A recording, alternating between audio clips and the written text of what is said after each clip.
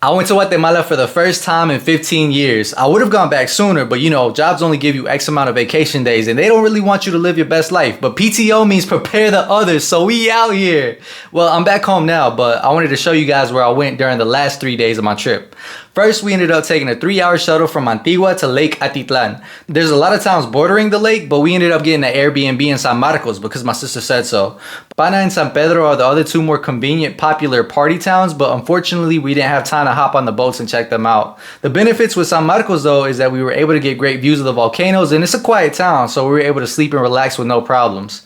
The Airbnb we stayed at also had free breakfast, so we ended up getting something to eat. And let me tell you, Holiday Inn got to step their game up because they were serving us the works.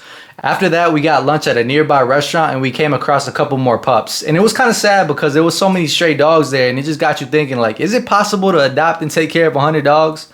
We had to leave and catch our shuttle though, and after a 2.5-hour ride, we were back in Antigua.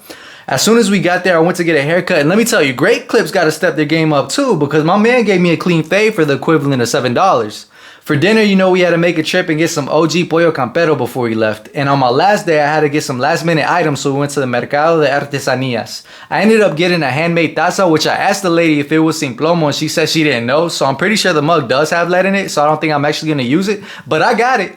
I also got an iced coffee that was delicious. Low-key upset I didn't buy a bag of Antigua coffee to bring back home. The last thing I bought was this silver quetzal necklace for $20 and 50 quetzales. Then it was time for us to go back to the hostel, order an Uber, and go back to our grandma's place, which is also the home of Lulu, the cat. My siblings ended up staying a few more days, but it was my last day, so my grandma made a whole carne asada as my last meal, and it was riquísimo. For the last adventure, we ended up going back to Cayala to do a little photo shoot, and let me tell you, JCPenney got to step their game up because the shots my brother took were fire. After that, we went back to my grandma's until it was time for me to go to the airport, and that was my Guatemala trip.